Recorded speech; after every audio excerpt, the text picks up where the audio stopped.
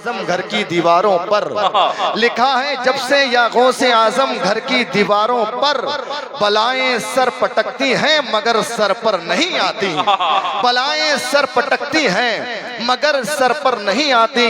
اور ایک شاعر فرماتے ہیں کہ دل کی آنکھوں سے کام لیتا ہوں، دل کی آنکھوں سے کام لیتا ہوں، ان کے دامن کو تھام لیتا ہوں، دور ہوتی ہے میری ہر مشکل، دور ہوتی ہے میری ہر مشکل جب میں غوث اعظم کا نام لیتا ہوں، دور ہوتی ہے میری ہر مشکل جب میں غوث اعظم کا نام لیتا ہوں۔ تو ایک شاعر فرماتے ہیں کہ جو گرتے ہیں انہیں سنبھال لیتے ہیں، جو گرتے ہیں انہیں سنبھال لیتے ہیں، علی کے لال غریبوں کو پال لیتے ہیں۔ یہ علی کا گھرانہ ہے، علی کے گھرانے کی عظمت و شان یہ ہے۔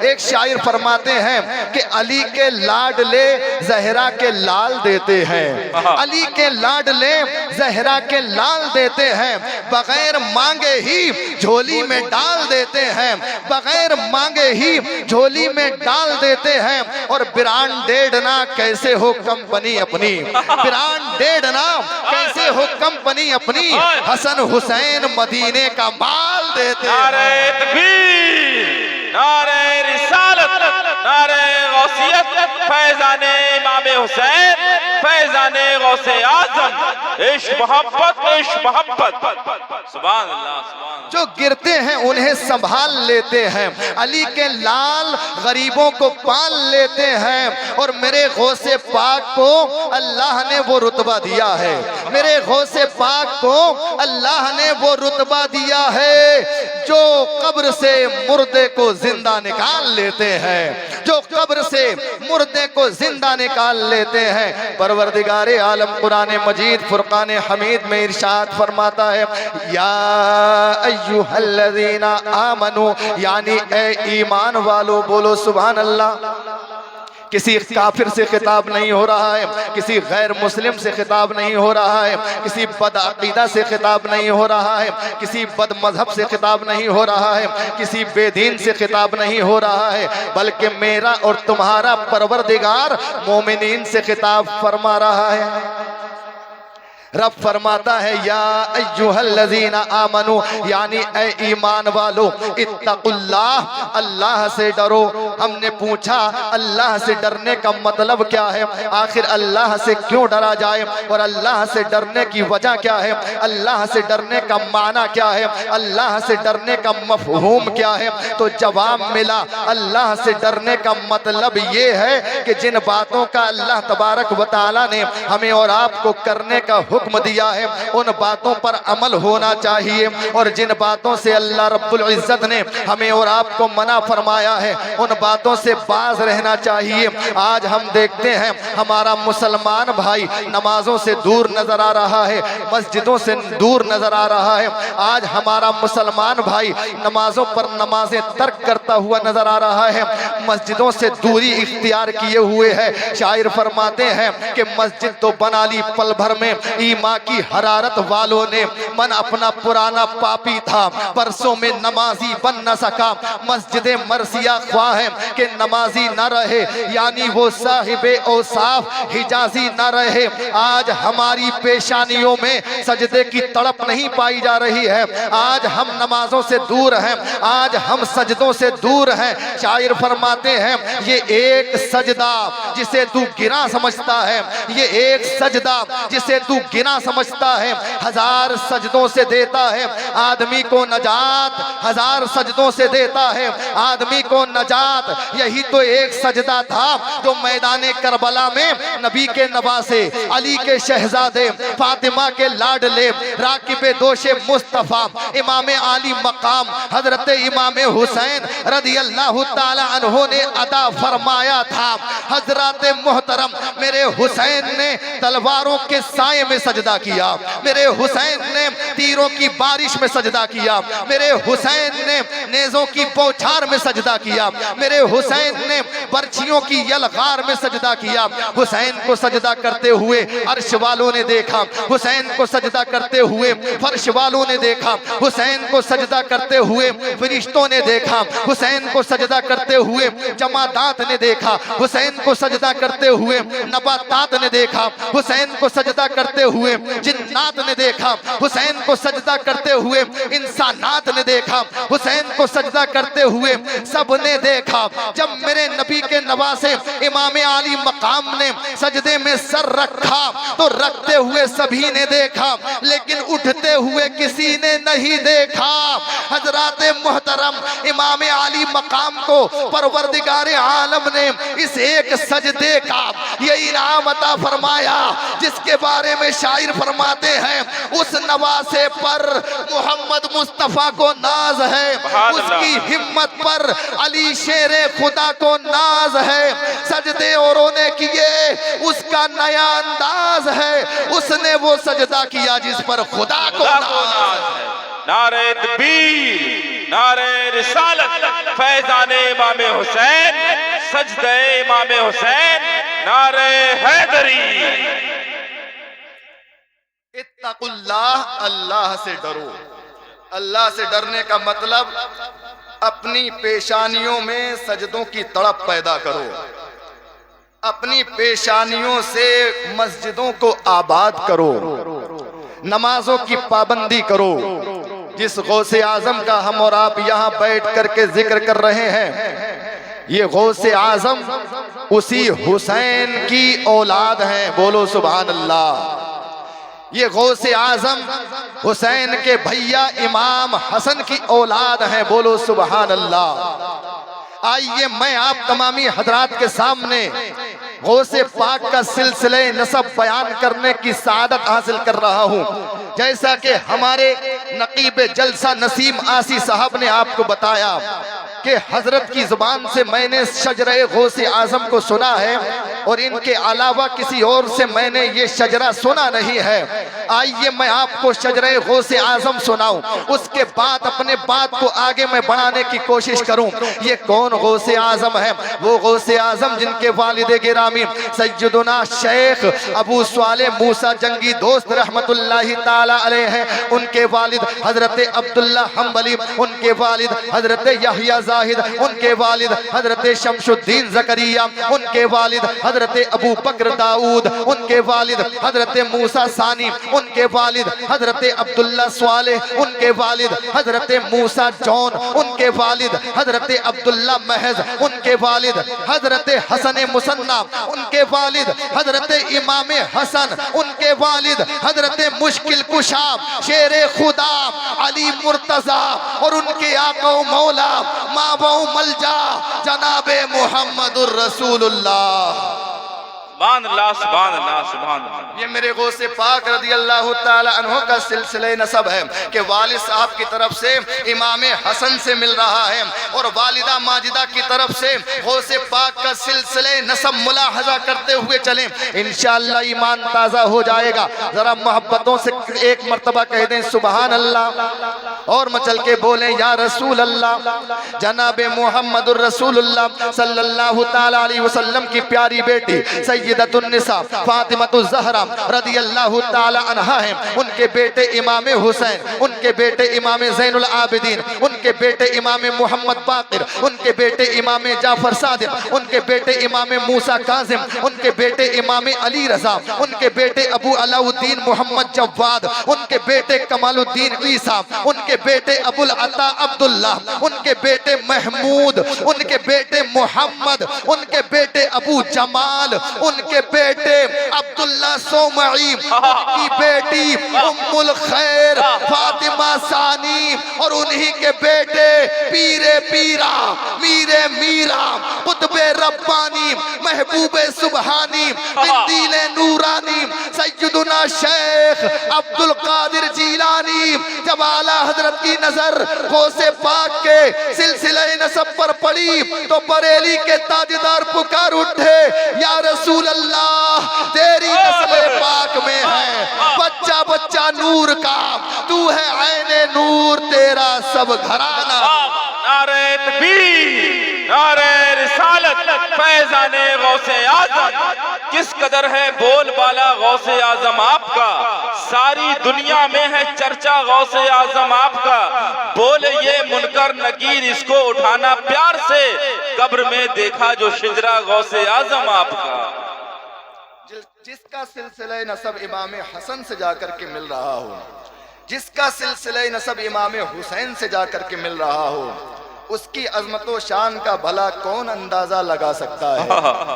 اعلیٰ حضرت فرماتے ہیں نبوی میوں علوی فصل بطولی گلشن، حسنی پھول حسینی ہے مہکنا تیرا، حسنی پھول حسینی ہے مہکنا تیرا۔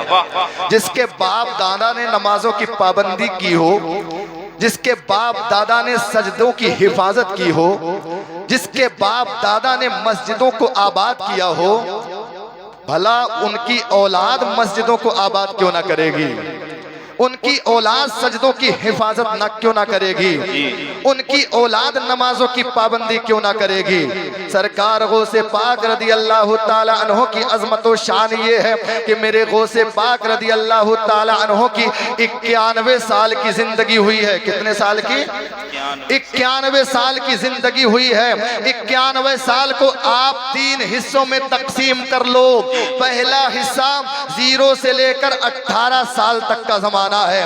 یہ 0 سے لے کر 18 سال تک کا زمانہ بڑے پیر دستگیر روشن ضمیر کا قصبہ جیلان میں علم دین حاصل کرتے ہوئے گزر رہا ہے۔ بولو سبحان اللہ۔ حضرات محترم، غوث پاک کی زندگی کا دوسرا حصہ ملاحظہ کرتے ہوئے چلیں۔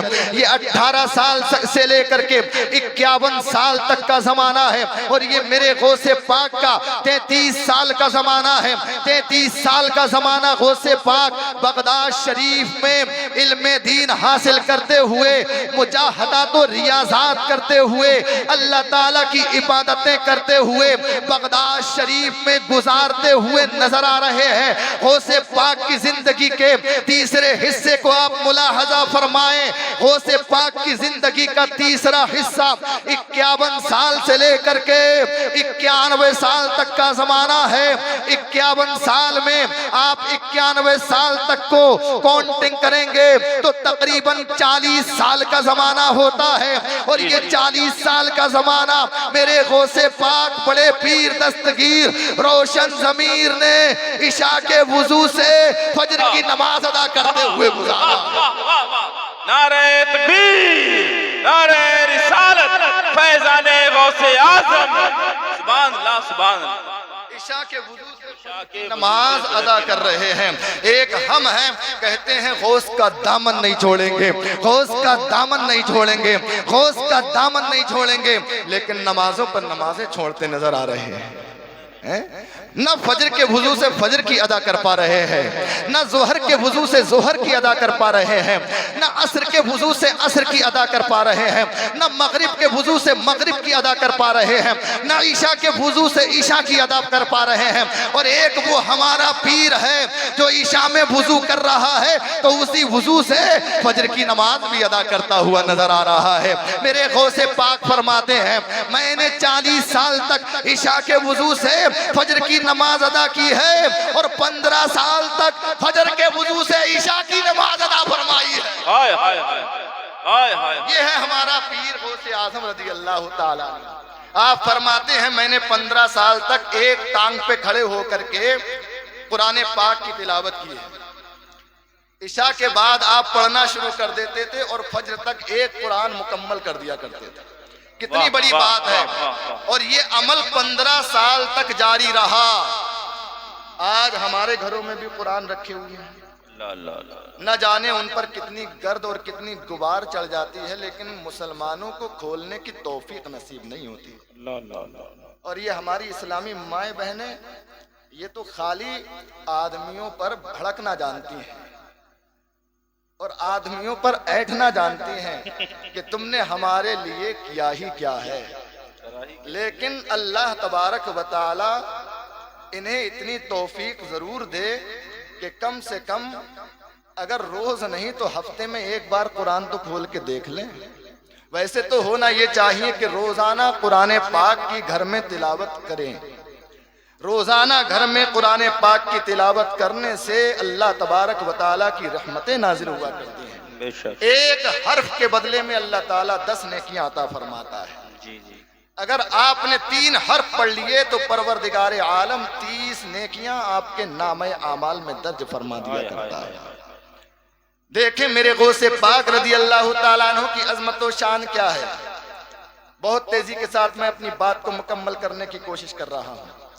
غوث پاک کے والد گرامی فرماتے ہیں کہ جب میرے بیٹے عبد القادر جیلانی کی ولادت باسعادت ہوئی، اس رات میں نے اپنے آقا کا دیدار کیا. میرے آقا مدینے کے تاجدار تشریف لائے اور اکیلے نہیں آئے بلکہ اپنے صحابہ کرام کے ساتھ تشریف لائے، اور میرا پورا گھر میرے آقا کی آمد کی برکت سے روشن و منور ہو گیا. بولو سبحان اللہ. سبحان اللہ. سبحان. ایک ہم ہیں کہ آج تک اپنے نبی کا دیدار نہ کر سکے. اللہ اللہ اللہ. اور ایک وہ تھے کہ جب چاہتے تھے اپنے نبی کا دیدار کر لیا کرتے تھے. ہمارے دلوں میں اتنی محبت ہی نہیں ہے کہ ہم اپنے نبی کا دیدار کر پاتے. بزرگ فرماتے ہیں، علماء فرماتے ہیں، جب بھی ہم اور آپ سویا کریں تو درود شریف پڑھ کے سویا کریں.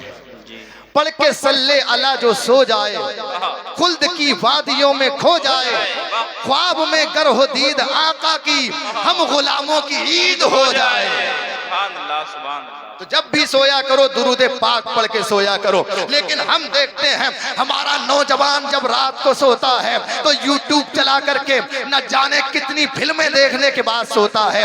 ہمارا نوجوان جب سوتا ہے تو فیس بک پر نہ جانے کتنی ویڈیو دیکھ کر کے سوتا ہے. ہمارا نوجوان جب سوتا ہے تو واٹس ایپ پر نہ جانے کتنی چیٹنگ کرنے کے بعد سوتا ہے.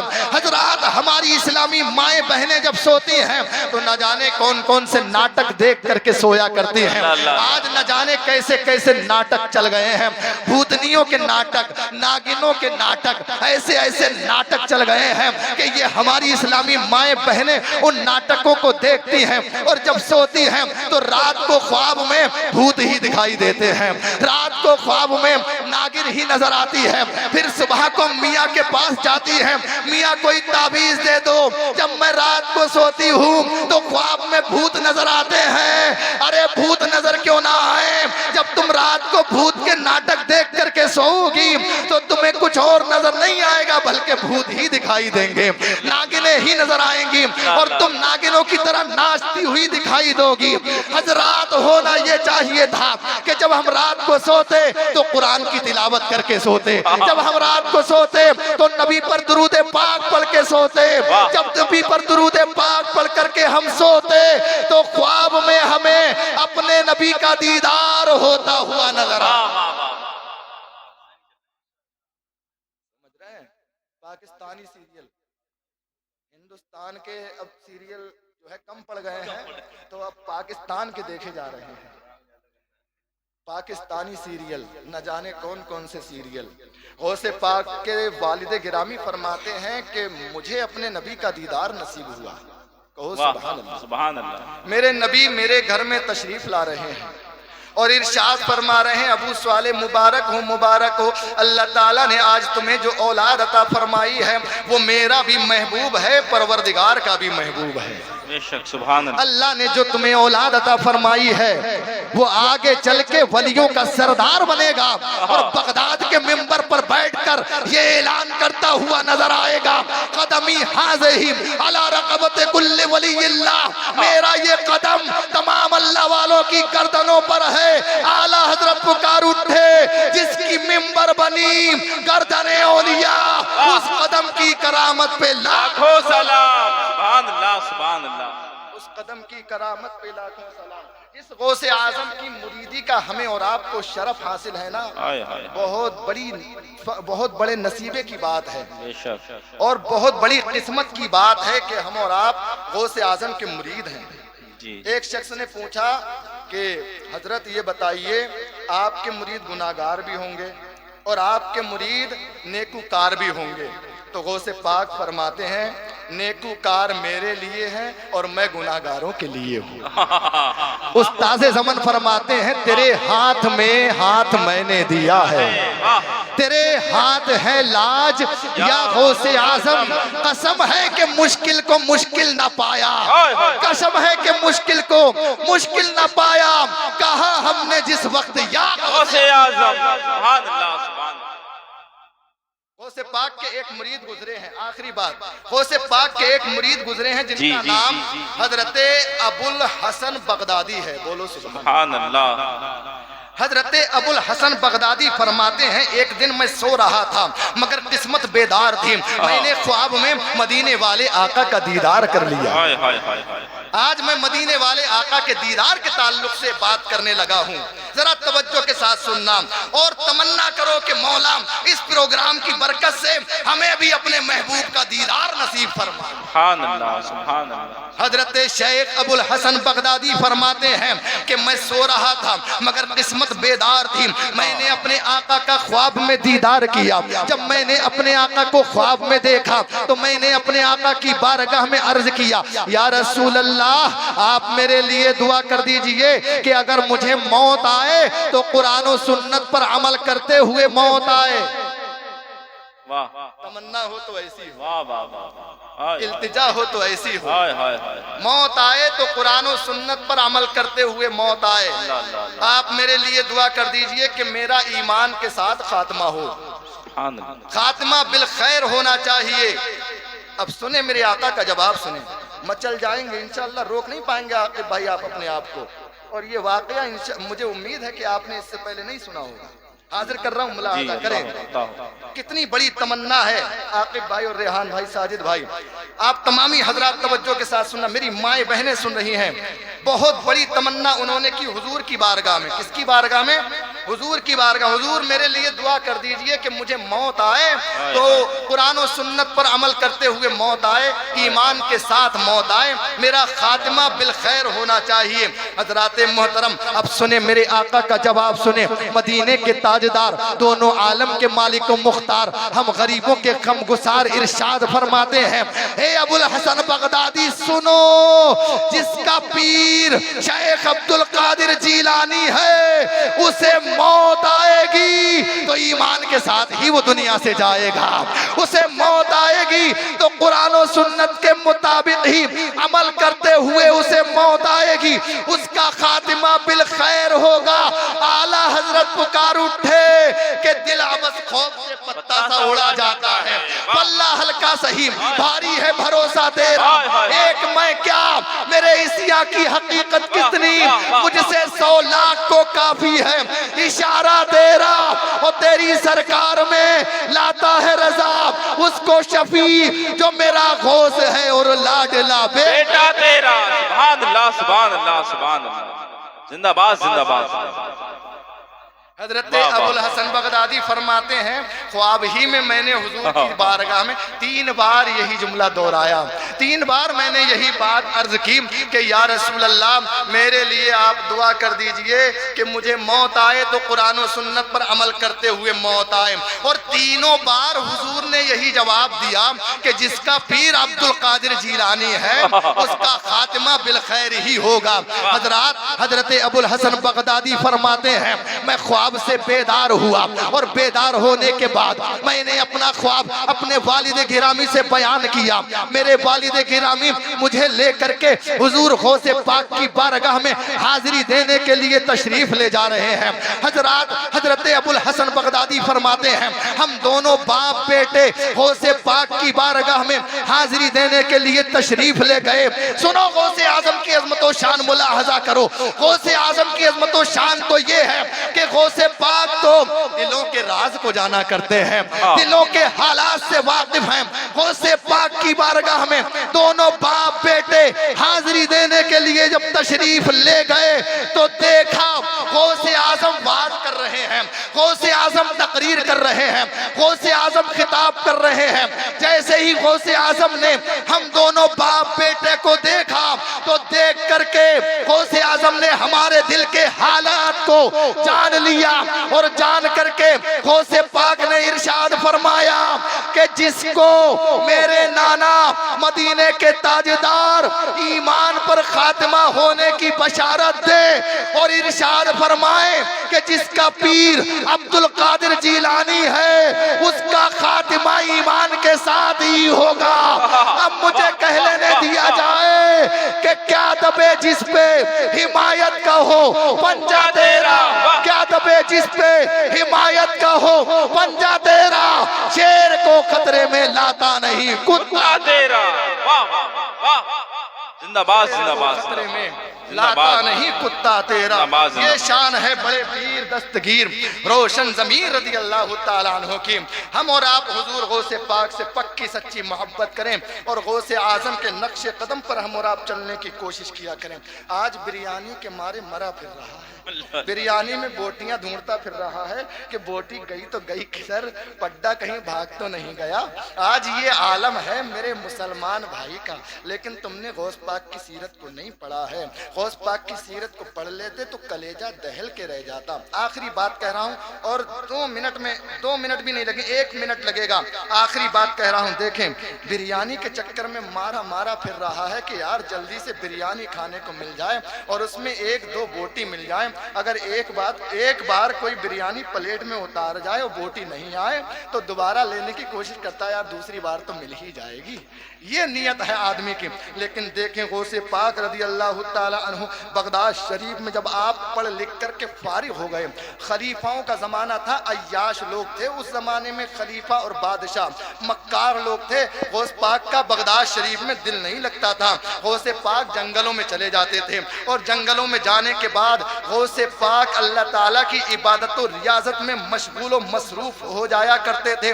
غوث اعظم کا بچھونا یہ زمین ہوا کرتی تھی، غوث اعظم کا تکیہ یہ اینٹ اور یہ پتھر ہوا کرتے تھے، غوث اعظم کانٹوں میں لوٹا کرتے تھے، غوث اعظم کا جسم کانٹوں سے زخمی ہو جایا کرتا تھا، جسم سے خون جاری ہو جایا کرتا تھا۔ کبھی کبھی میرے غوث جنگلوں میں آپ عبادت و ریاضت کرتے ہوئے پھر رہے ہیں، آپ کا جسم چھلنی ہو گیا ہے، کبھی کبھی غوث پاک بے ہوش ہو جایا کرتے تھے۔ بغداد شریف کے لوگ آپ کو مجنوں کہا کرتے تھے، بغداد شریف کے لوگ آپ کو دیوانہ کہا کرتے تھے، بغداد شریف کے لوگ آپ کو پاگل کہا کرتے تھے۔